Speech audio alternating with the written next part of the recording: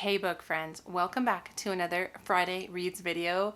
I love making these videos. I like to chat about what I've finished reading, what I'm currently reading, what I'm thinking about reading next, and I like to share that all with you in a very casual sort of way. And so if you are up to hear about what I have been reading, please stay tuned.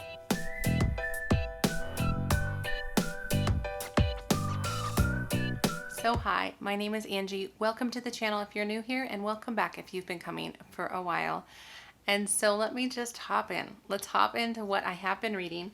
Actually, let's hop into what I finished reading.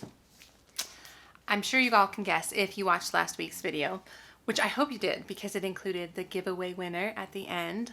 But regardless, I was reading Dark Matter by Blake Crouch last week, and I read it so fast, you guys. I don't usually read super fast because I don't have a ton of time. By the end of the day, I'm just tired. We started back up homeschooling last week, and so I'm just kind of in the middle of it, of getting everything set up and started, and I'm a little overwhelmed. And so I was so happy I had this book to read because it was so fast-paced and so bizarre. I still haven't nailed down what I'm going to give it for a star rating. Here's the thing. I feel like I almost need a separate star rating system for thrillers versus historical fiction and fantasy, because thrillers, I don't so much care about the characters. I love the plot, I love the action, I love what's going on, but since I don't connect as much with the characters, I tend not to give thrillers 5 stars. And so I'm leaning more towards like a 4-star, maybe 4.5, but I really enjoyed it for a couple reasons. One, it was very fast-paced, like I said, but two, and the main reason, is probably because it had science involved in it, albeit it's not my kind of science.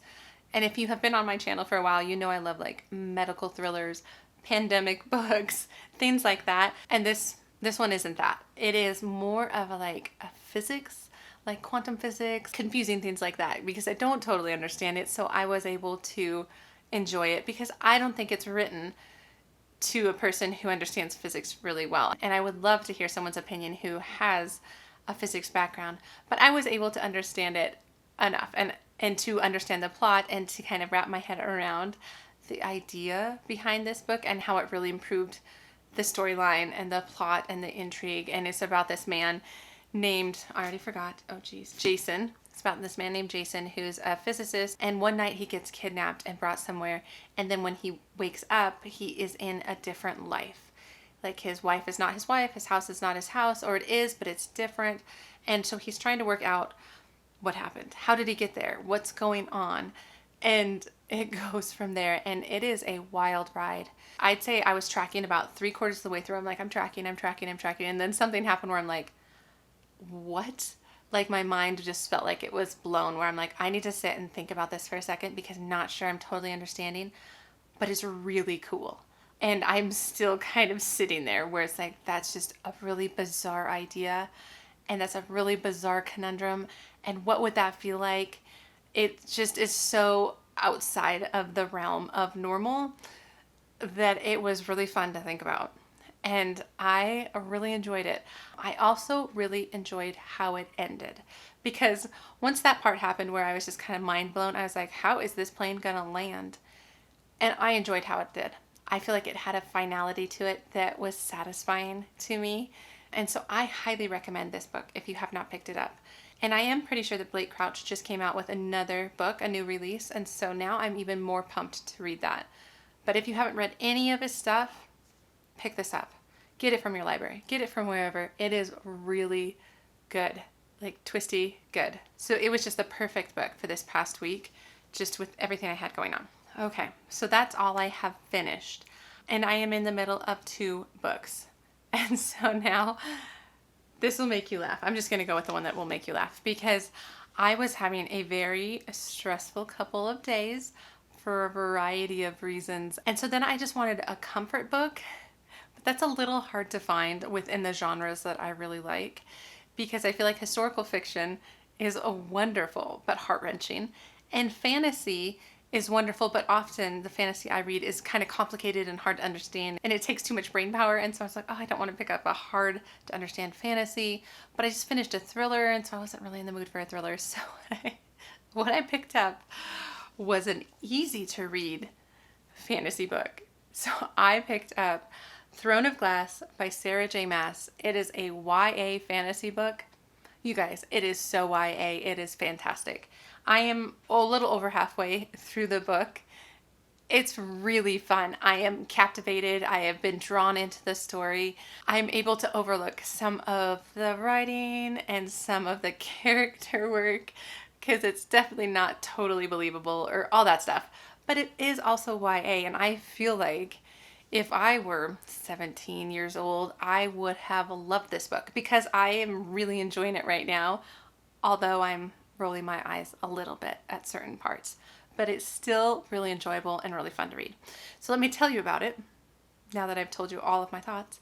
It is about this girl named Selena, I'm pretty sure. Yep, Selena, who is an assassin. So she was a trained up assassin. And at the beginning of the book, she is brought to the castle, like the main castle in this world. And she is brought there to be part of a competition to be the king's assassin. But there's a lot of like intrigue going on there where she can't like reveal who she is truly. She has to kind of pretend to not be very good at stuff. And then there's like the crown prince and then the like royal guard. I forgot, like the head of the guard. I can't remember. There's these two guys that are in her life. And it's so funny because at the beginning they're like, oh, we don't trust her. She's like an assassin. But then as it goes by, they're like, oh, she's just so wonderful and dreamy. And it's enjoyable. I say that kind of sarcastically, but I am pulled into it. And yes, her character's a little overdone in some ways. And I've heard that this first book is actually like Sarah J. Maas's first book she wrote. I'm not sure if I'm 100% right about that. And I can tell that a bit in the writing of this book versus, say, the first Crescent City book. She's definitely grown as a writer. And I know that. And so I'm able to like enjoy this for what it is and enjoy the plot and enjoy the storyline. And so I don't know. I'm liking it. I'm not sure if I'm liking it enough to like buy it for myself because I just borrowed it from my sister. But maybe I am. I'm not sure. It definitely drew me in and it was perfectly what I needed when I feel stressed. I'm just kind of in a season with a lot of things going on in our life that easy, fun, escapism type reads are really what I need, which is so opposite of like what I was reading a year ago. So that's okay. I'm in the middle of this. I'm really liking it so far. I'll let you know what I think when I finish it because it reads really fast. So I'll be done with it shortly. But to move on to what else I'm reading what it feels like everybody is reading right now. And everybody is reading The House Across the Lake by Riley Sager. Or at least a lot of the people I follow. A lot of the people who also love thrillers. And I really like Riley Sager. And I made a reading blog last summer, I think, where I was going through all of Riley Sager's books and reading and ranking them to prepare for the new book last summer, which was Survive the Night, which I didn't love. But I really loved a number of his other books. Like I would say 3 of the 5 I really enjoy and I really liked and really felt drawn in and the suspense was real. And so I'm excited to get into this one. I haven't gotten to very far. I'm like 60 pages in, but I'm really liking it. Here's what I'm liking, the atmosphere. I think that he's doing an excellent job of setting the tension. Like it does the before after thing, which I like in thrillers. And so it starts with present day and there's a detective and our main character, Casey, and someone's missing. And you get some information there and you're just like, oh, geez. So it just kind of starts you off.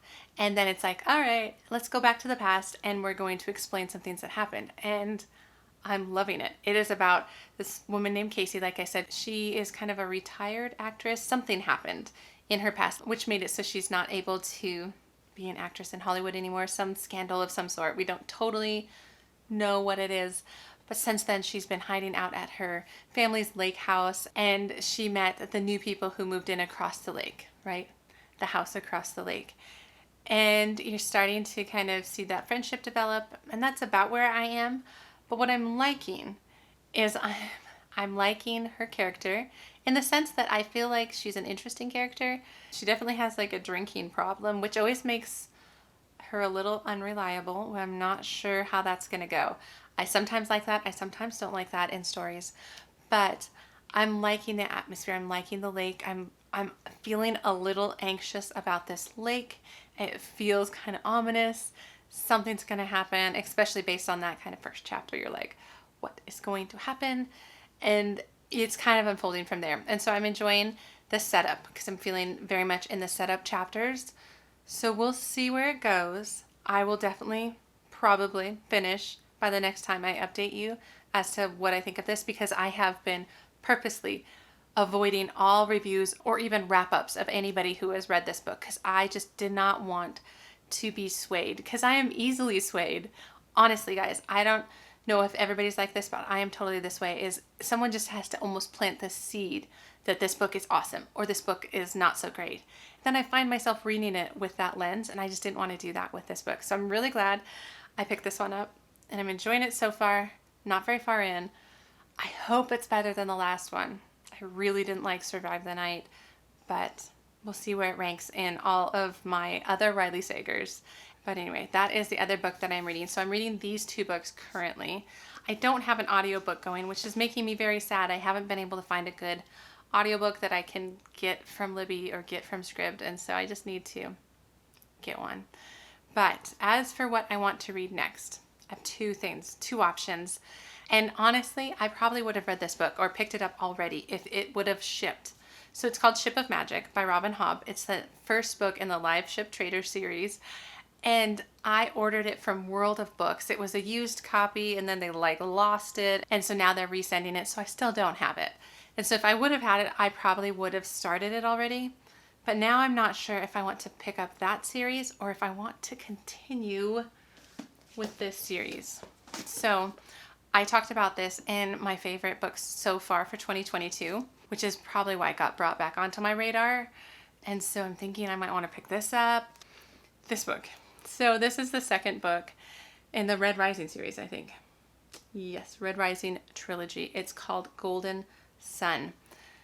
So the first book ended on a pretty big, not cliffhanger. Cliffhanger is the wrong word, but you definitely saw kind of where this book was going to go. And it caused me a little bit of anxiety where I was like, no, I don't want it to go there, but I think it's going to be very interesting. And I have heard that the second and third books are excellent. And I really like the first. So I'm excited to keep going with this. And so this series, so the first book, Red Rising, is about this man named Darrow who is part of the Red hierarchy, the Red class on Mars. So it is a sci-fi book, but I feel like it's fairly light sci-fi. You almost forget they're on Mars. So he is part of the Red class, which is the lowest class. They're practically slaves. And then the Golds are the highest class. And due to some circumstances at the beginning of the book, Darrow is seeking vengeance for the Reds. And he does that by pretending and impersonating a Gold. And he proceeds to do some crazy things in that first book to get him to where this book is going to start. And so I'm just really excited to continue on and see how he seeks vengeance, how he gets back at them, because he is in a really interesting position to do that. So I really want to pick this back up, and I'm glad I highlighted that book because it made me interested in it again. And so one of these two books I am going to pick up next, but I'm really enjoying the books I'm reading. You guys, I'm really enjoying them. I haven't had too many duds. I've had a tough time kind of settling on books, but no, I'm not anymore. The two I picked up, I'm flying through. I flew through Dark Matter. I think this will be a good choice to kind of keep the ball rolling. So we shall see. We shall see. But that is what I have. That's what I have going on for this Friday Reads. I know I don't read as fast as some people who do Friday Reads, but I still enjoy talking about the books more off the cuff with all of you. So if you like Friday Reads videos, give it a thumbs up. Subscribe to the channel if you want to. And you guys, I will see you in the next book video. All right, take care.